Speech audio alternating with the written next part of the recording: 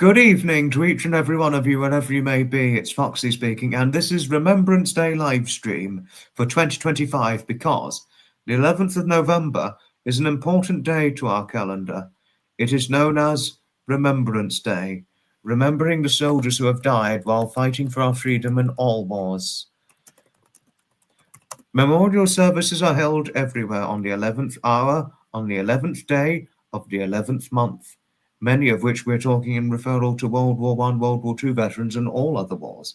Some have survived, but some have died. But sadly, our World War I veterans are extinct, and our World War II veterans are on the brink of extinction, sadly.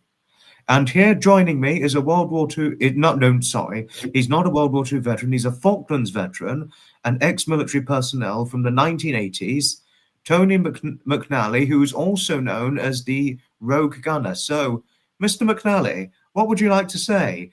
And please share your view on Remembrance Day and why you think it's so important that it must never be forgotten in its significance. Hi, Foxy. Thanks for having me on.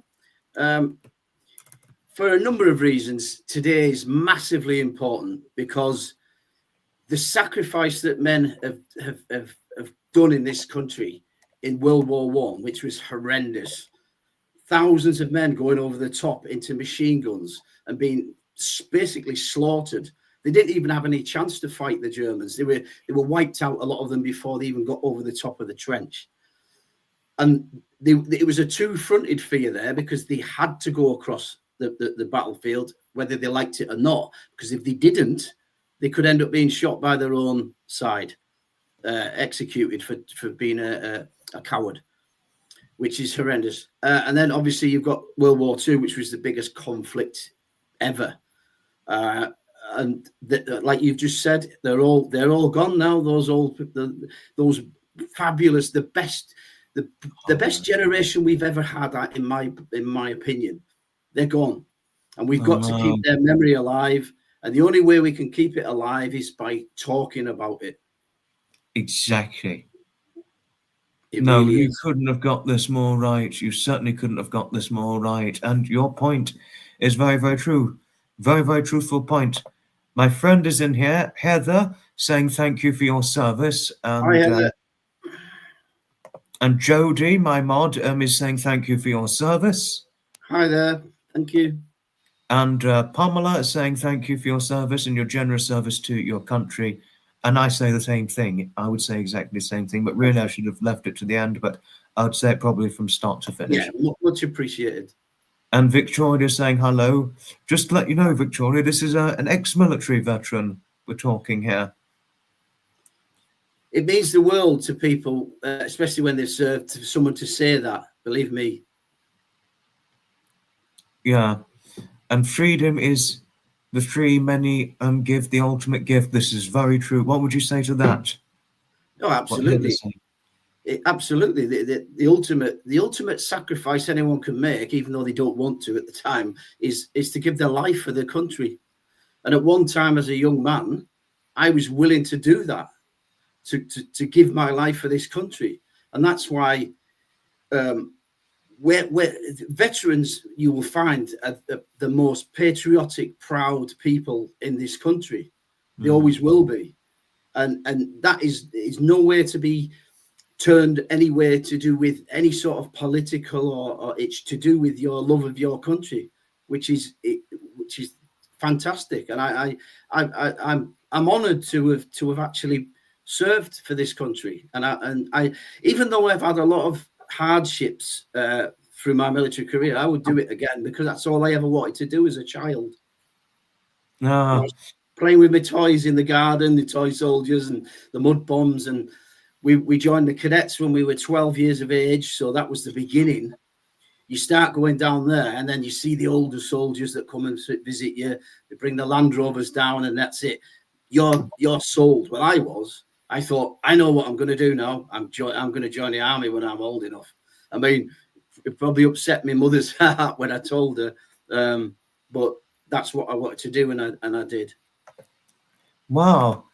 So I never knew it was in you from an early age, aspiring to join the army, because you played with toy army soldiers. Now, that is interesting.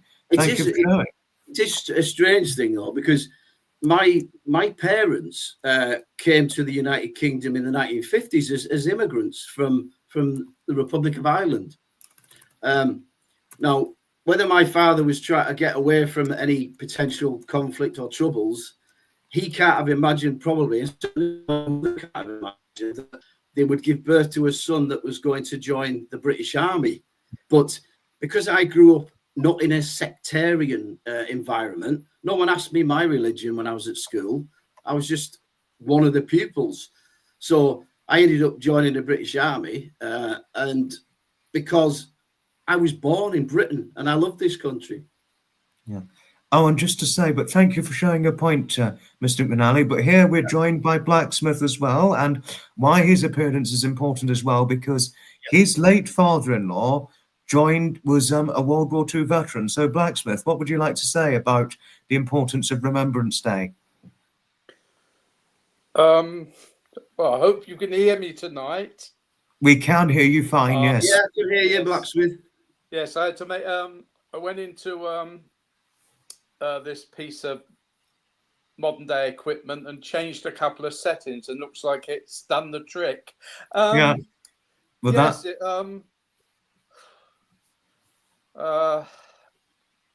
it just after listening to the Navy veteran, the 100-year-old, and what he was saying. Oh yeah, Alec Penstone. Yeah. Yes. Yeah. It just I don't sort of like a little bit lost for words after hearing that, but yes, nobody. Well, oh dear, I'm all tongue-tied tonight. Slowly but slowly, there's not many people left, and I'm afraid after a few more years' time, I'm just worried.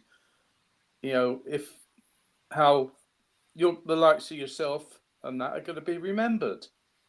I know. That's why we need to keep the schools involved. They need to educate the children at school about all the wars and why we've got our freedoms. Yes, they don't teach anything like that in the history. No, history, definitely. No. Yeah. Some people, sadly, a lot of young people are not even aware of World War I. And that is what worries me most. Yeah. That's what worries me the most. Incredible. Yeah, incredible.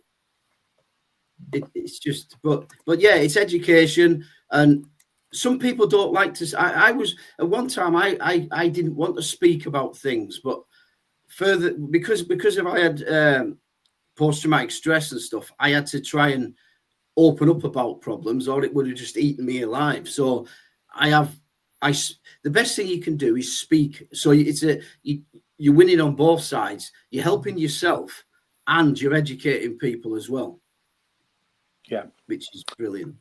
Yeah, I'm only just actually finding things out about my father-in-law. He was a World War II veteran. Please do explain given the severe effect it had on him, didn't he get struck down with severe PTSD? I put it down to his drinking and his that it was to do with that, because he was out in the desert. I think he was with the seventh, with desert rats. Desert, yeah. I've only heard a little bit of the story, which I got to ask the wife's sister a bit more about it. But there was something that he disappeared over into enemy lines, and he was gone quite a few days, and he brought a bulldozer back. Oh wow! So I got to find out a little bit more about that, and also I'm now finding out, since the wife passed away. Yeah, we're sorry for your loss, Blacksmith. Yeah. But a lot of the family are actually are buried in that churchyard, and one of them was a colonel in the army. So I got kind of just sort of like try and find out a little bit more like that, because the same, my dad, he was on destroyers in the war. He was on the Constance, which is his ship in the war. He never. Did you mean your father-in-law? Because your father was a young child during World War II. No, my dad was. He joined the Navy in the war, and he was on a destroyer called the Constance. Oh wow! Yeah, Wasn't that post-war? He did it, or he was in the war. He was out. You know, well, he never talked about it, but he was, as I say, in the Navy, and he was also was in Korea. Wow, that's another hellish war. The forgotten war. Yeah. Korea. No, exactly. Yeah, I think I'm not sure how, but there's nobody really to tell me. I got Uncle Pete. He's in his 90s now, and he's sort of like, you know, like that. But there is a rumor that I think my dad told my wife that their ship was hit by a shore battery, and the shell landed next by him. It killed his mate outright, but my dad was wounded. Yeah, and that's the only bit I really know about, you know, the Korean War. He did that, but I haven't got anybody I can ask. Just to say, my dad never. It all went to the grave with him. He never talked about it. Oh, but Mr. McNally, Jody wanted to know at what age did you know you wanted to join the army? When I joined the Army Cadets at about 12 years of age, which seems incredible, I fell in love with it, and I was just playing with, like I said to Foxy, I was playing with toys like we all did in them days, toy soldiers, tanks in the garden and stuff. And then once I joined the Army Cadets, and they give you a uniform, and they let you go and fire, which was 303 rifles then, which were World War II rifles, on the ranges and things like that. You're absolutely blown away, and you're marching with your mates and your friends, and that was it. And I knew then that's what I'm doing. I'm joining the army, whatever happens. Whether my mum or dad, my dad said, "Get yourself a trade, son," and he was probably right. Well, I was headstrong. You know what you want to do. By the time I was 16, I enlisted in the Junior Leaders Regiment, Royal Artillery. So, wow, very significant amount of experiences you've had there. And my mod Pamela has just made a point. A lot of people who served have a difficult time talking about their experiences. I mean, you probably know many who are like that. Well, after the Falklands War, I was in that situation because I didn't even know that we had PTSD because they didn't tell us about it. I just knew I was upset and there was something wrong, and I was having horrendous nightmares because of what I saw. I was supposed to be guarding one of the ships with Rapier missiles, and the missiles failed at the last minute, and we had the biggest loss of life for British forces since World War II on the RFA Sir Galahad, which people remember Simon Weston. He was on board with me, and he was horrifically burnt, and many of the others were burnt. And when they were taking them off the ship, and we were sat watching them all coming off, burnt to a cinder, people with arms and legs missing, and I remember thinking it was like watching which sounds crazy. You're in a war, but I was like watching a war film because your mind, it's seeing ships being attacked and sunk and people dying and injured. It's too much for you to take in. But you do when you get on with your job at the time, and it's only when you come back to the UK in civilian life, then it hits you. A lot of people. Some people can join the military and never have a problem. You know, they're fine, but it depends what sort of trauma you see throughout your career. Getting back to that, I wouldn't speak about it, but I knew there was something wrong. And when I went to see a counsellor, she said, "Look, if you don't want to speak to me, go away and write your thoughts and feelings down." And I thought, right, you know, some people find it easier, don't they, to write a letter to someone rather than speak to them. And you can get a lot more down in a letter, can't you? And that's what I did. I wrote it all, scrubbed it all down, everything, it all poured out. And then from that moment on, I ended up writing book. I got my book published in the end. about my, but it was like unintentional. It was just, I'd had so much written down. Someone once said, well, why don't you, get a book out of it? So I did. And then I carried on writing fictional books as well after that, because I like doing it. It's not about making any money. It's a form of counselling. And just doing this now with you is part of my counselling now as well. And it helps to keep up the worst thing you can do for veterans is to isolate yourself. There's veterans today and yesterday that won't have gone to any of these parades because they're so traumatized by events that it'll bring it back to them and they can't face it. They're the ones that it upsets me about, because no one knows that. And if they don't speak out and they haven't got any friends to ring them up, they're in a bad place. Yeah, you couldn't have made a stronger point. But Pamela's got a question for you, Mr. McNally. Tony, were you well received by the citizens of your community when you returned home? It's a question for you. Well, that was amazing, really, because you don't expect it. You haven't got a clue what's going to happen. I came home, and I always remember it. I was talking to a woman today that remembered me, and I couldn't. When you see someone, you can't remember them, and she remembered me from that period. I got off the train at my local little station, Dalton, in Furness in Cumbria, and there was a lad there that I was at school with, David, and he said, "Whoa, hi, Macca." He said, "Oh, you're back home," and he carried my bag all the way up on his shoulders back to my house.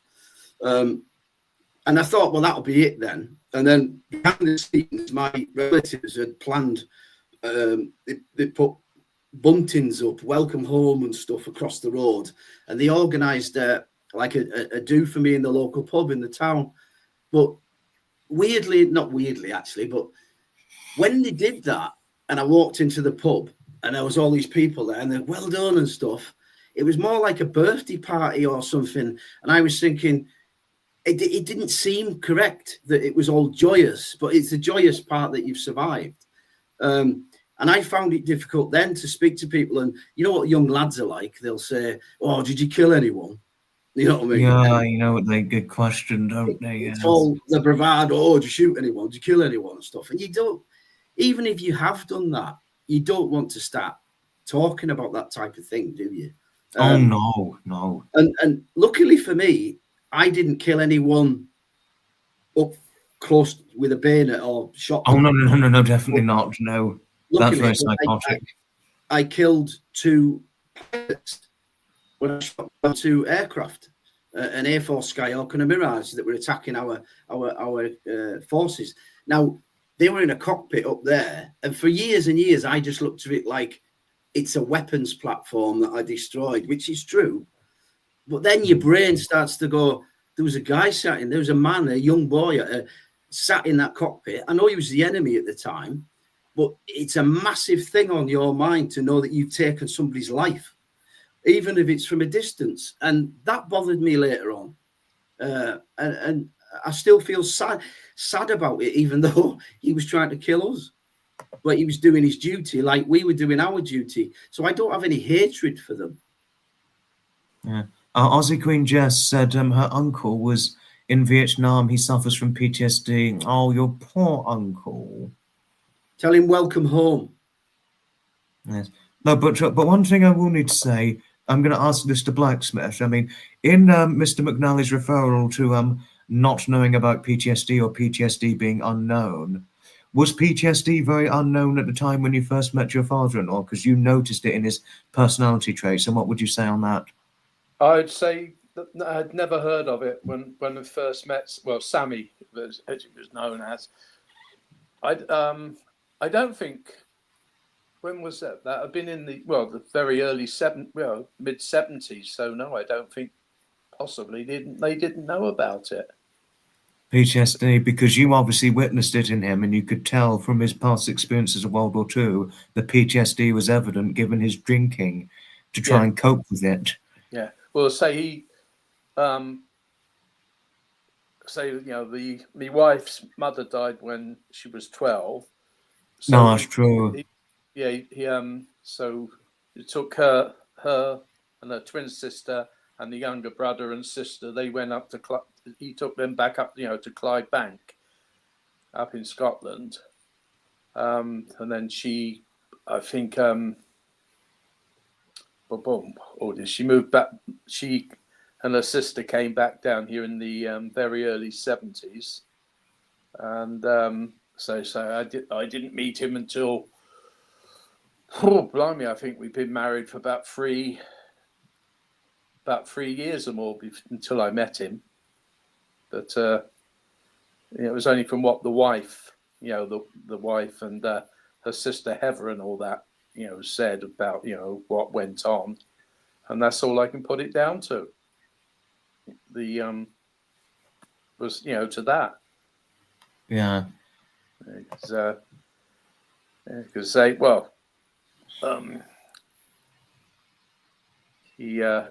think, what was it? There was an instance, I think Alec, when he signed up, I forget which regiment, and all I know is they're the army that they march fast. They got the higher marching pace than the just before Alec left to go in there, he gave him a good beating. And he done the same to Pitt, the second eldest brother. He was in the Marines. Bob, the youngest brother, he went in the Marines, but he got Sammy to sign the papers when he come back from the pub one evening when he was drunk, so he didn't know. So Bob got away with it, but he had it bad. He had it, really. He had PTSD really bad. Yeah. No, like you said, he was like severely hit by World War II. Yeah. As it did with not just him, but many war veterans, past and survived and fallen. Yeah, I think they called it shell shock, Foxy, in World War One. Yes. Oh, and just to say, Maureen, who's in here, lovely Scots lady Maureen, said, "My dear late father fought in World War II. There were things that haunted him so much that he wouldn't speak of." What would you two say on that? Quite typical of that, actually.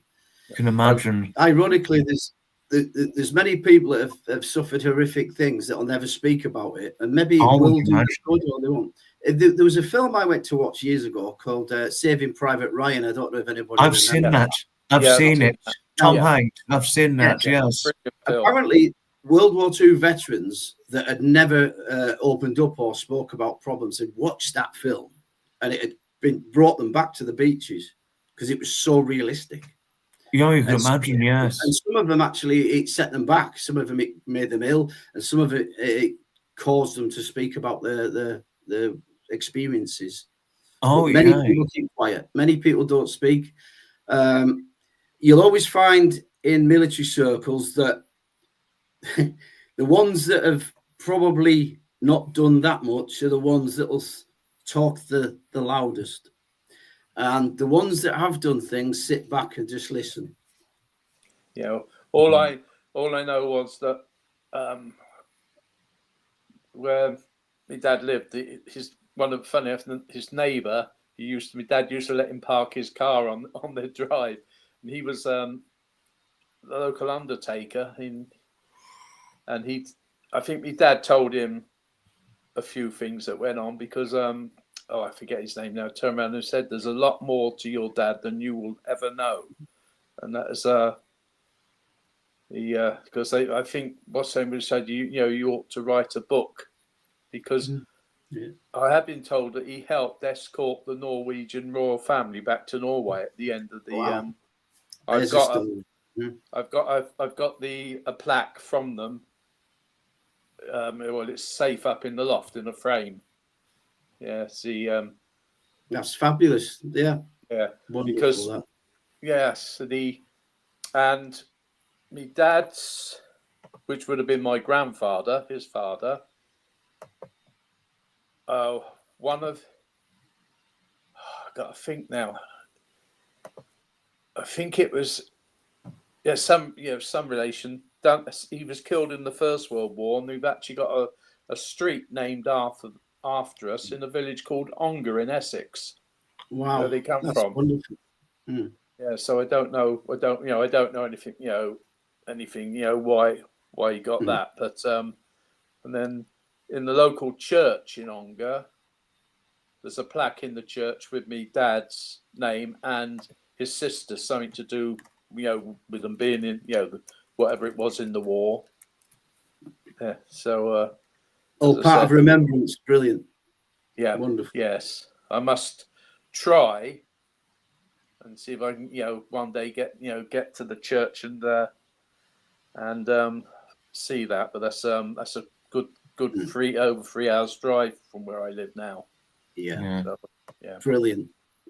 Yeah. Oh, and Pamela said they used to call PTSD shell shock instead of in the past. Yeah, because going back early from something you were saying, where people in the First World War wouldn't go over the thing and that's what it was. As you say, that was probably shell. Well, they called it shell shock, wasn't it? Yeah. Oh yes. They shot I remember hundreds. a friend of mine. Who was it? I think it was her friend Mary. I haven't heard from her in a while. I think it was her father, who was a Korean War veteran. She remembered when PTSD was known as shell shock back in the 60s. Yeah. The Americans coined the phrase, really got into it after the Vietnam War, which brought it more to the fore in modern day. Yeah. Oh, and another thing to share with you two, and this comes in a very, very strong, significant importance.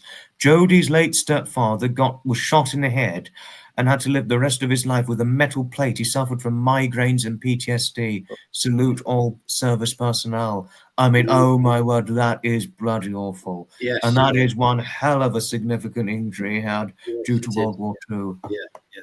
Horrendous. But going back to what you were saying about the Falklands, my wife, she worked for guided weapons. Oh, right, wow. yeah. Was it 3-2 guided weapons? The Filton in Bristol. Ah, you mean the factory? Yeah. Yeah, right. Sorry, the factory. Yeah. Yeah, I got you now. Yeah. Yeah, she actually was building Rapier missiles. Ah, right. Yeah. Yeah. It's your fault then. And when the I always get it confused. When was it the Sheffield that was sunk? Yes, that was built in my hometown actually. Yeah. Barrow-in-Furness. What was the name of the ship that went out to replace her?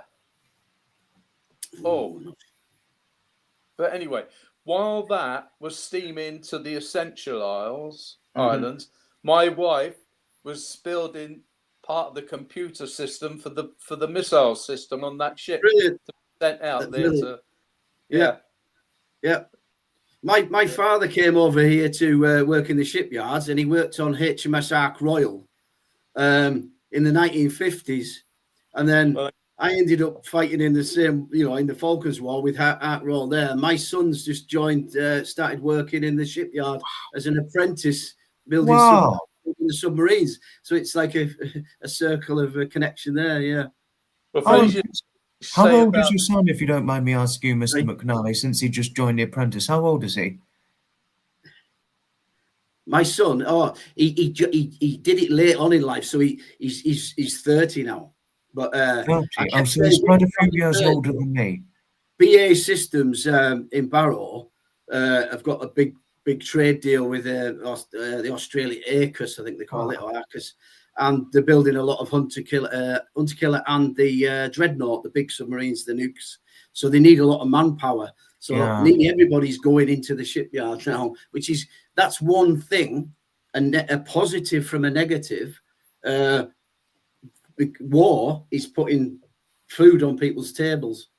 It's keeping people in jobs. And hopefully they'll never need to use these weapons. Nobody wants that. Nobody wants nuclear annihilation, but I think you need a deterrent, because unless you can get all the other bad guys to get rid of theirs, what are we going to do? Yeah, we're going. Well done to your son for all for what he's taken up, Mr. McNally. Yeah. Well done to your son. Yeah, but one thing Victoria shared, which is very vitally important. Sorry, you two, to stop a moment, but Victoria mentioned 8 million horses and donkeys died in World War I. Oh, that is true. Yeah. It's like the dogs in Afghanistan. A lot of the dogs, when they were finished with them, were euthanized. I mean, they have medals, don't they? The Dickens Medal for animals. Yeah. But say, and I love dogs. Well, I had 2 dogs. I've got 1 left now, and I love them to bits. I wouldn't want them to be in a war. Just a little quickie with the Ark Royal. Well, his neighbour, he passed away. Oh, I can't remember, a few weeks ago, but he was on the Ark Royal. Yeah, he was a signals. When they decommissioned his ship, he went to the HMS Ganges, training people in signals, and he trained him. This chap, and well, they say my dad did that. Then he went on the Royal Yacht when the yacht was first commissioned. He was chief yeoman, chief petty officer, chief yeoman of signals on the Royal Yacht in the 50s when she was first wonderful. commissioned. But let's say one in a million. Chatting to him, and then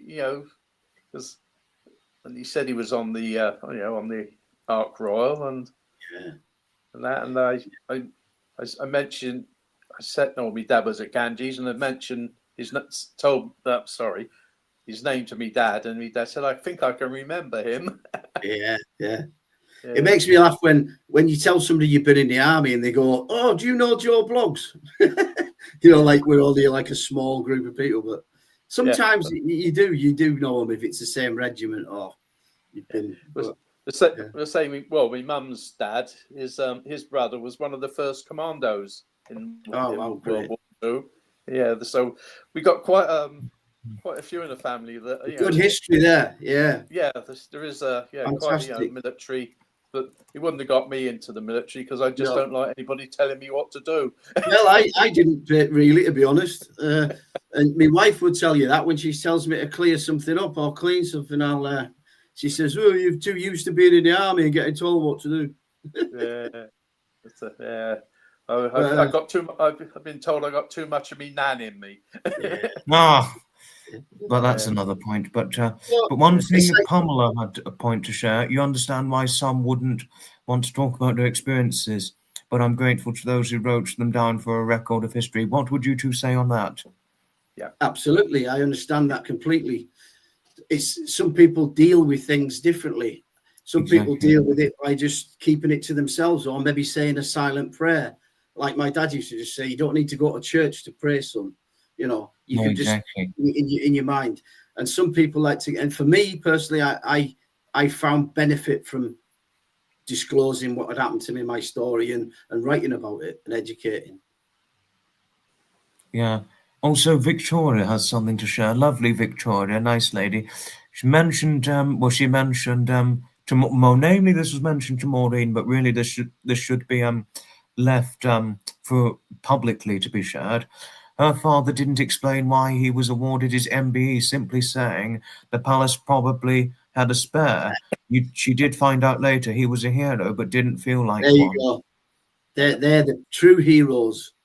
Exactly. The people that don't say anything, the quiet heroes in the background. Like I said before, the ones that sit back and listen, not the ones that are full of bravado. Yes, and also she just mentioned her father left her his photo album. He was a keen photographer, some amazing photos, including El Alamein with Montgomery and Rommel Churchill, etc. Fantastic. Yeah. What an album he had. I mean, what a photographic album he had there, Victoria. Wow. No, there's only two right, Maureen, and it's horrendous for what he went through, yes. Or any World War II veteran for what they went through, Maureen, as you can imagine. And you mentioned your late father and his horrific experiences. And Footsie. Hello, Footsie. Nice to see you, my lady. Her father was diagnosed with shell shock in World War II, Omaha Beach, as a medic. What would you two say on that? Oh, good God. The medics are they are the true heroes, because when people are injured or shot, the first thing they scream out is medic, and they've got to be there on the spot. And they're not just looking out for themselves, because they can get killed as well. They're trying to help people, So there's a massive amount of pressure on medics' shoulders, and fantastic to anyone that can do that job, and they have my utmost respect. They certainly have my respect too. I mean, I couldn't echo your sentiment enough. But your poor father, Footsie, but as you can imagine, how tough it is being a medic. You're always shouting, medic, medic, medic. They've heard it so many times, it's just going to sort of persist in their memories, undeniably. Yeah, the generation we got now, I don't know, they just completely melt if they're to do anything like that now. I agree. They haven't. Now, can I share your point on that, Blacksmith? If I was to share your point on that, our political environment is too woke to even teach our today's generation the true conflicts of war and what it was like. They're saying, "Oh, Remembrance Day." Why are you just saying Remembrance Day and yet you've not got it on the national curriculums and the schools? Fuck a lot of them. Excuse me. No, I agree with you. Yeah. Do you realise what they'd gone through? So fuck you. That's what I. Can I just tell you something? Now you've gone on to that subject. Yeah. You know that they have the raise the colours thing around in Britain where the flags are appearing everywhere. I'm a veteran, so I've got I always had a Union flag. I have some in my back garden and I have one now at my front house. Now, when people started putting these flags up on lampposts where I live, there was people on Facebook groups talking about it and saying, pointing fingers, oh, he'll be the one, as if you're some sort of bad person, a right-wing extremist, and it really infuriated me. And I joined this Facebook group just to get my point across, and I told them why I fly a flag. I didn't put the ones on the lamppost, but I've got no problem with it. But I explained my reasoning to these people why I am proud of my flag, and it has got nothing whatsoever to do with racism or anything. And I've told you my background. My parents were immigrants to this country. As you said, yes. It needs to be the rationale of all this like disagreement between the left and the right and all this over flags. It needs to be focused correctly. We're allowed to be proud of our country. We're allowed to be proud of our flag. I am, and I'll speak up for it until my dying death. Well, truly, I'm an immigrant, really, because I'm a Huguenot. Because we came. I never knew that, Blacksmith. Wow. Yeah, we're a family. Yeah, we come over in, I think, about the 5th. Is it? Yeah. Elizabeth first, 15. I'm technically an immigrant as well. Yeah. Well, most of us are somewhere. Yeah. Well, can I tell you my immigration backstory, even though it's highly irrelevant to Remembrance Day live stream? My late grandfather, my mother's father, he came from Jamaica, so I'm technically an immigrant to some extent, even though I don't look Jamaican. But also another part of my family has got European. It's got a bit of European ancestral blood, more so on my father's side than it is on my mother's side. My mother's side is predominantly black. But my father's side, I was always certain my great-great-grandmother was Italian because my grandmother on my father's side has an Italian look. Yeah. So I'm technically an immigrant to some extent because of European ancestral blood and also my Caribbean ancestry. But if you went to Jamaica, Foxy, you see the flags of Jamaica, you wouldn't go, what are they all flying them flags for? Because it's their country and they're proud of it. And it's the same with us. Yeah, I got a neighbour. He's got a flagpole up, and he's got the Union flag there, and I've got the Royal Ensign flying. Yeah, brilliant. Yeah. Basically, well, what it was because of what I just call them snowflakes. The snowflakes. I know. Of our flag, I put a few comments on the local. On our local thing and the things that have come back, and I just left it though. I didn't want to get into an argument. No. Yeah. No, I don't. I just wish they put the flag up the correct way. But now we need to get back on topic because we got a bit off topic for about a minute. Yes, we did. But Jodie's got a question for you. My mod Jodie has a question for you, Mr. McNally. What do you think about how the system with the military has changed? What would you say on that? Well, it's changed for not the good in some respects, and in some respects it is good. It's good that they've got more care for soldiers and they look out for them, but that's a lot to do with the fact that they can't get enough people through the door. In my day, they used to say, oh, you either join the army or you go on the dole, right? Which wasn't true, because I always wanted to be a soldier.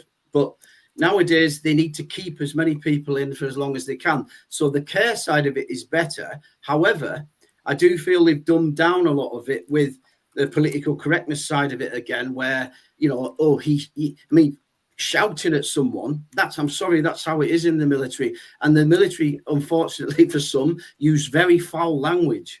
But when you're expected to go, it's just how we years of being with lots of men in an environment of masculinity, and that, it's how people speak.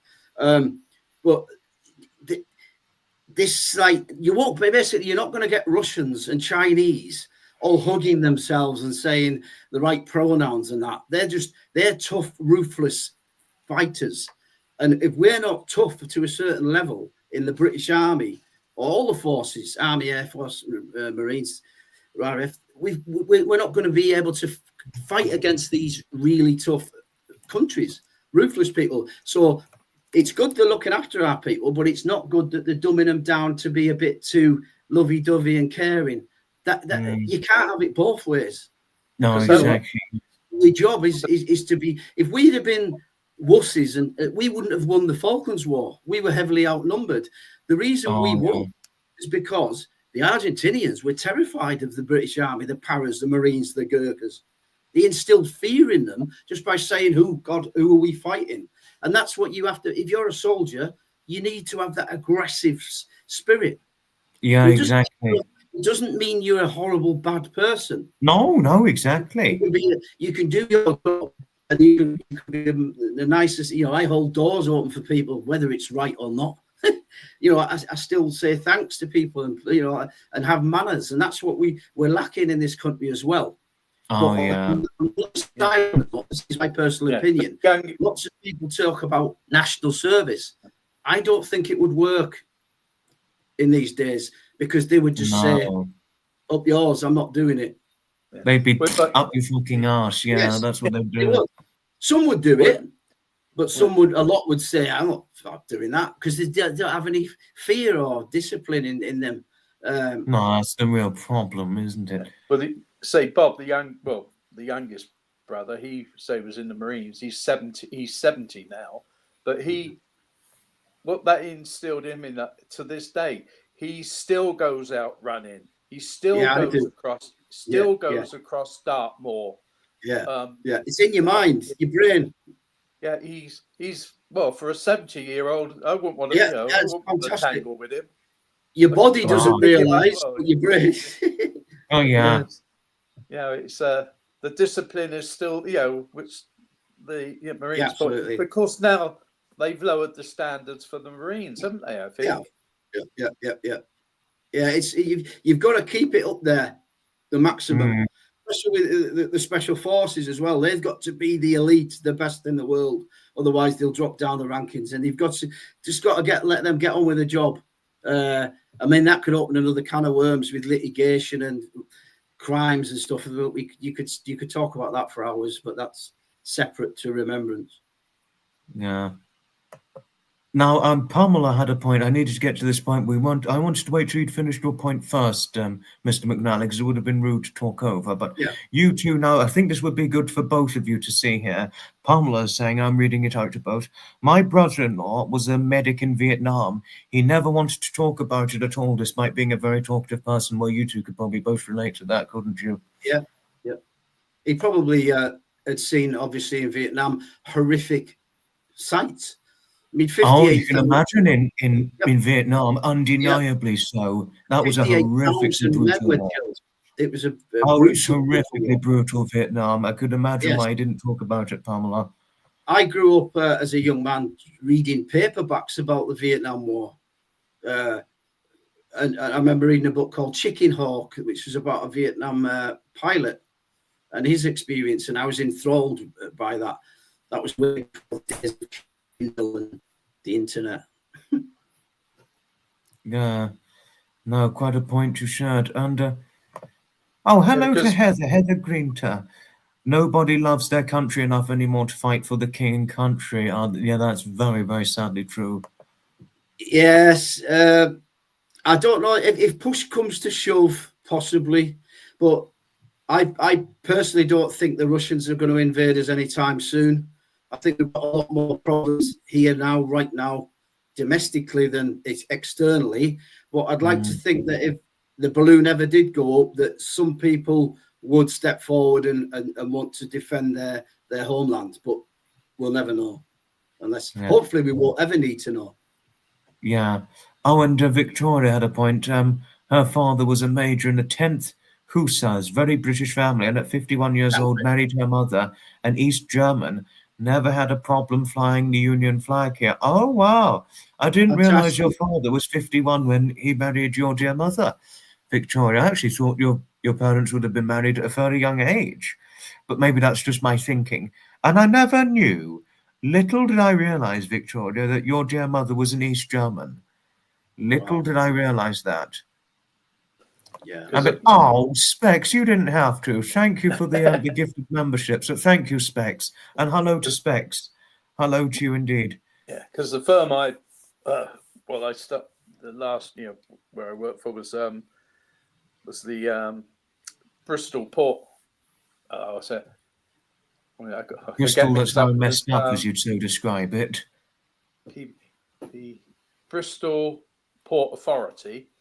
When I first started down there, they had both flags flying outside the main entrance. Oh wow! Yeah, when it was because and then we got taken over in the 90s. Oh, sorry, I'm just being attacked by Basil. That's look. Excuse me. I'm sorry if I'm not paying any attention. My dog's locked out. Basil, by the way, is a cat. By the way, he's not a dog. Ah, right. Basil the cat. Right. Yeah. Yes, and I've got cats, and they're fortunately locked out, so they're not going to disturb this important live stream talking about something very serious, a seriously important moment. Say most of the when I started down, most of the a lot of the management and all that, of course they've all done their military service.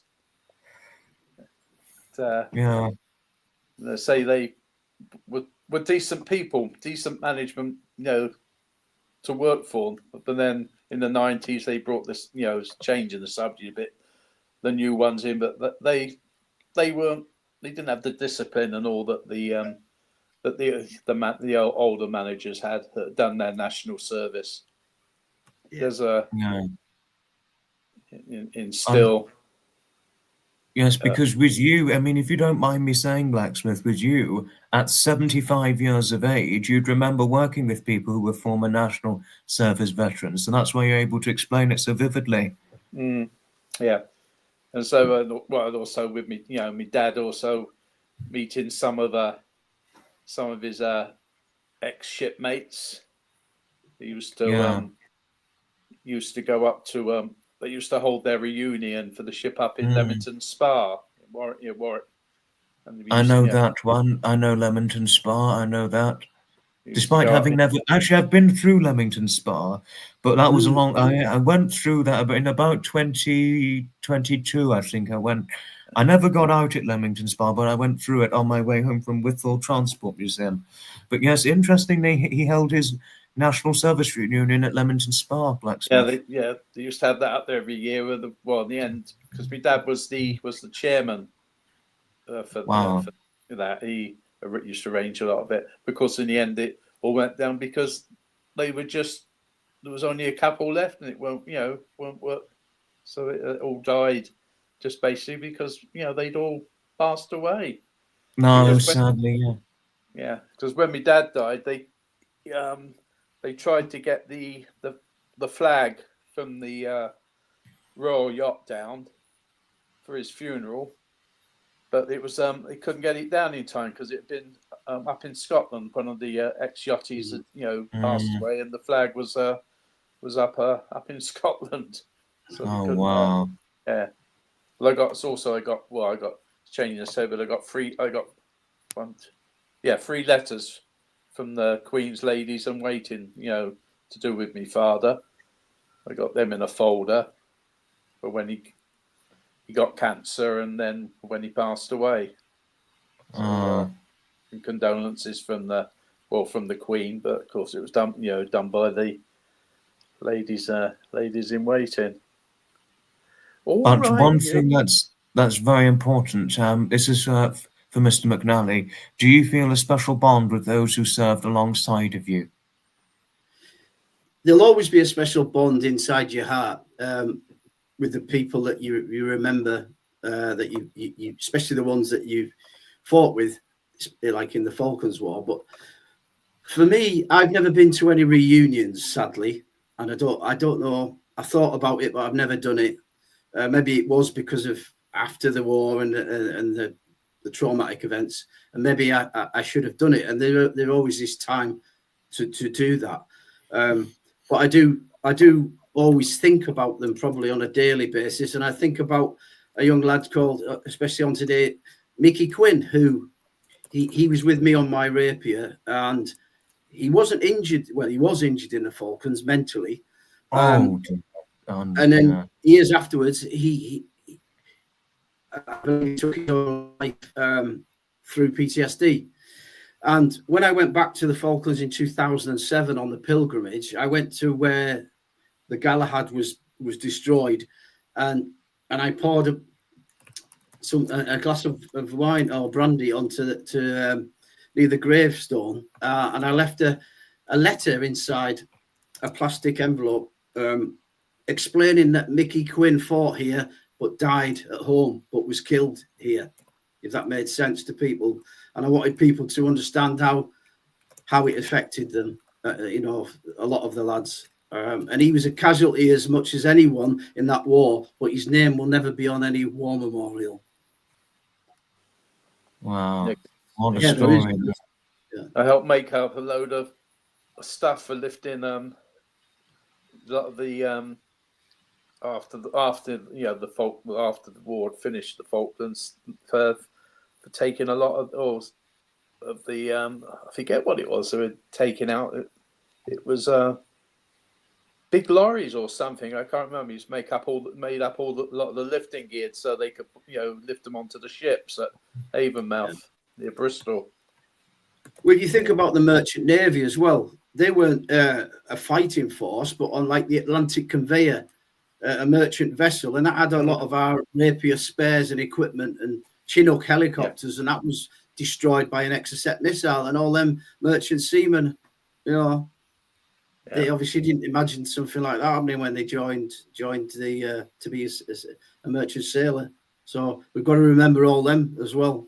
Part of the remembrance. It's not just about us. That the face of it is the Army, the Navy, the Air Force, but you've got to think of the ancillary as well. The Royal Fleet Auxiliary, the crews that manned the RFA Durant and all the rest of them ships. They were all, a lot of them were Hong Kong Chinese merchant sailors, and they manned the anti-aircraft guns. They did the laundry, they did the cooking, they did everything. They were amazing people, and very proud to have served for the British Crown, even though they were from Chinese, Hong Kong. So much respect to them as well on this Remembrance Day. And Victoria had something to say, saying what a lovely thing that you did. She has your endorsement. Yeah, it's got to be remembered. I mean, the government and the MOD probably don't want me talking about negatives like that. They want you to talk about all the positives. If there isn't many positives. The only positive is I remember a young lad coming up to me in Port Stanley, and the place was in ruins. There was fires, and there was still the odd corpse lying around. And this young kid looked at me, and he had his eyes were shining, and they were saying thank you, and that'll never leave me. That vision of these children and people clapping us because they were in fear of their lives. They thought they could have been executed by the Argentinians. And we liberated them. And unlike some of the wars in the past where it's like people say it's about oil and that was literally about British sovereign soil. It was a tiny little place, but it was ours, and they had no right to take it. And them, I'll tell you another little story that's good. There was a young girl there in the Falklands at the time. She was around 12, and she remembered seeing us coming into Stanley and liberating her. And she moved to the UK when she grew up, and she knitted a scarf. In fact, I don't know if I've got it here. I did have it in one of these drawers. No, it's not there. She knitted a scarf for every Falklands veteran and sent us the scarves. Now, that scarf from that young girl means more to me than their medals. I can imagine. And certainly some creativity there, some important creativity when it means a lot to oneself. It was personal. It was, it brought a tear to my eye. You know, the thought of the young child being so happy that there was no more fighting and she was safe because of us. I'm so pleased. It almost reminds me of a significant moment in my life when you were talking about it. Yeah. But even though it's irrelevant to the live, but yes, sort of does bring back the reminder in one way or another. But there's one important thing I need to share. Heather Greenter said her late grandfather was in the Merchant, World War II. There's a poem about merchant seamen. They don't wear a uniform. We're dirty, but heroes. Yes, absolutely. Yeah. We couldn't have won the war without all the wars, without everybody pulling together. Exactly. The same as the land army, the women at home that were on the fields making the crops to feed us, and in the factories making the tanks and the aircraft and the ammunition, the shells. Imagine a young woman now thinking that they'd have to go to work to do that sort of job. You know, we are in a very lucky situation because of the sacrifice made by that greatest generation. Exactly.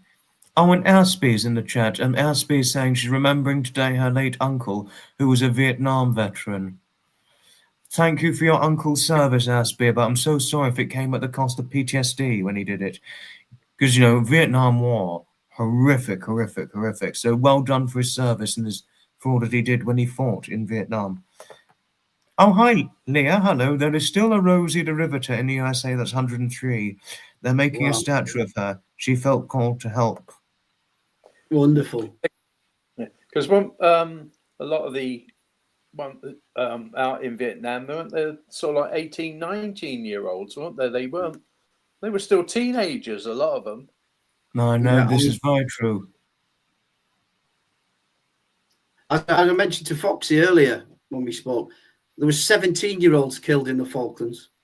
No, yes, very true. Yeah. Yes, I remember that. We spoke about this about over an hour ago. They were at school the year before, some of them, and then they were killed on a battlefield 8,000 miles away from home. So tragic, isn't it? It really, it still upsets me to this day. When I went back to the Falklands in 2007, there was a lady on the aircraft with us. This always breaks my heart thinking about it. And she lost her son. He was a paratrooper. And she went round the aircraft with an album showing us, and there was tears streaming down the lady's face. And she was showing us pictures of her boy growing up. And she showed us a picture of his bedroom. I think he was a Chelsea supporter, and his bed was all with the pictures and all that. And she was just, and I didn't know how to console her. I just kept saying, "I'm sorry. I'm so sorry." And that lady's life was destroyed the day that she found out her young child, her baby, was killed. Well, he wanted to be a soldier, and you couldn't stop him. If somebody stopped me joining, I would have been angry with them. You know, my mother didn't want me to join the army because she was worried about me. She was worried about them sending me to Northern Ireland, which they did. But I understand it from a mother's perspective. And fathers are usually more proud of your son, get in there and do it. But the mothers are the ones, your mothers are the ones, when people are dying on the battlefield, they cry out for their mother.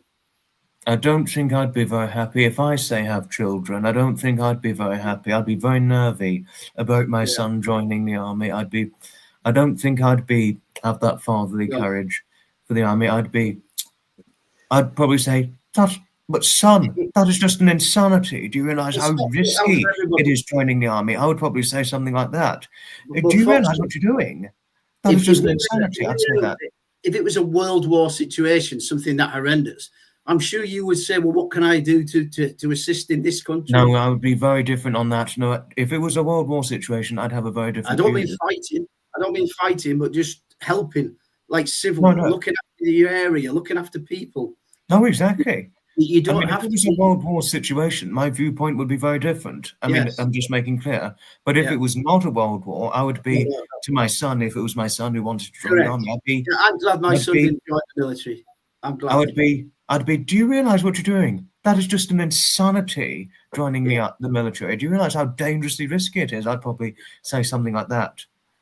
But unfortunately, it's as dangerous walking around the streets of Britain now, especially in uniform in certain cities and towns. You could actually see injured or murdered just for wearing a uniform. It goes back to the 70s and 80s when the IRA were at the height. We were told not to wear a uniform when we were traveling because of an attack. And it's getting Terrorism, like that that sort now. of thing. Yeah. But the only problem is now with the terrorism, there's a lack of awareness to it now than there was in the 80s, which is severely worrisome and dangerous. Yeah, you've got to be vigilant. I mean, we're wired up that way. I'm not saying we're not invincible, but I'm always aware of the situation, what's going on, and watching things and stuff, because that's a symptom of PTSD, hypervigilance. When I came back from Northern Ireland, I used to look underneath my car for bombs. It was very unlikely someone was going to put a bomb under my car in the UK, but you just did it for like a habit, and I did that for quite a while, and then well, that's how you just hyper constantly vigilant. Yeah, because in the 70, my dad had to that because he had a price on his head by the IRA because he was the prison governor, and the prison that he was at, they had IRA. Yeah. So he had to check, and also the police told him, you get in your car, you go to work, and you don't stop for nothing. Oh, absolutely. Yeah. Dangerous. Thoroughly dangerous. Yeah. I was in the HMP Maze when I went over to Ireland. I visited that place. That was at one time with one of the most secure prisons in Europe. But they still managed to escape. Some of them. Oh, but Pamela's got something to share. My great uncle lied about his age at 15 to serve in World War II. He was found out, kicked out, re-enlisted at 18, and died in France. Oh, my word. That's too tragic. Deepest respect. Wow. I mean, oh, my word. Yeah. It's heartbreaking to see all them crosses. I mean, you look at the ages of them. Wow. It's nothing. It's sad when anyone dies at any age, but when they're that age, and especially the 17-year-olds, it's tragic, absolutely tragic, because they haven't had a life. I'm lucky. I'm one of the lucky ones that I've had a life. Yeah. It's like when you see some of the ones that are left, the World War II veterans, they still have a sense of guilt, some of them, because they survived. Oh, yeah. And they've seen the young guys dying next to them, and when they shut their eyes, they see them the same as in them days when they were like 20 and young men, and they think why? But some, that's just the luck of the draw. Someone survives, some don't. If you take the Welsh Guards in the Falklands War, they didn't even get off the ship; they were killed. No, this is very true. They were destroyed. It's a lottery, basically. You take care, Aussie Queen Jess. Ta-ta for now, and thank you for your endorsement towards myself, Mr. McNally, and Blacksmith. Thank you. And Pamela saying, in reference to you, Mr. McNally, that all of us are pleased you survived to tell the tale to help us remember your fellow soldiers as a means for the importance of Remembrance Day. Thank you. It means a lot. Well, we appreciate you and certainly do cherish you most kindly, sincerely. But most of all, we thank you for your service, Mr. McNally. And Blacksmith, we really thank you for being able to tell your stories about your late father-in-law for his time memories in World War II, which came at the severe cost of PTSD, and your father's service from the Marines and his national service with his ex-service mates and all that. So both of you, I really, truly thank you for sharing your pieces. It's been a pleasure, Foxy. And if you ever need me again to come out to talk about anything, don't hesitate to get in touch. I'm thinking one day, just you and I doing a podcast in the future, but I would obviously get in touch with you. But before we go, everybody, yes, before we go, since it's a very important thing to do, and we must never forget, thank you to all military personnel for your service. So salute to you, Mr. McNally, and salute to your late relatives, Blacksmith, be it your in-laws in World War II and your father's national service. We will remember them. Lest we forget, never, their service, for what they did, for fighting in armed combat on battle, their sacrificial efforts will never be forgotten. It was never done in vain and was done in bravery and resilience. And it's been lovely to meet you, Blacksmith. Nice to meet you, and thank you for your service. Thank you very much. And thank you for your family service, be it in-laws on your father's side and Blacksmith. And thank you for your service, Mr. McNally, most importantly. So the youngest brother, of course, when he got married in 78, and his wife got him to come out of the Marines, otherwise he would have been on the Falklands. Wow. This shows timing. Yeah, I'm not sure if it was 4-4 or 4-5 he was in. Which Marines it was. It was one of those. Yeah, they always got on great with the Royal Marines. Yeah. The Paras not so much. The Paras call everybody a crapper and they don't want to speak to you. Whereas the Marines are a bit more. Used to work with, he was ex-Navy, and and when he found out my dad was Navy, he turned around and said, "What's the difference between a Marine and a matlow?" I said, "I don't know." He said, "A matlow is that bit more superior." Don't forget that. Yeah. The rivalry's great. Yeah. Yes. I used to get it between the blacksmiths and the boilermakers in the ship, from the. Yeah, it was a love hatred. We hated one another. Yeah. Right. Well, I suppose I better get off then, or my wife will be wondering where I've gone. I've joined the Foreign Legion. Which you did not. You only joined alive to talk about Remembrance Day, importantly, and no way did you join the Foreign Legion. But we've got to finish. I'm going to end the live anyway. But thank you all most sincerely, kindly for watching, and we salute our veteran service. Remembrance Day, lest we forget. Bye for now, everybody. God bless.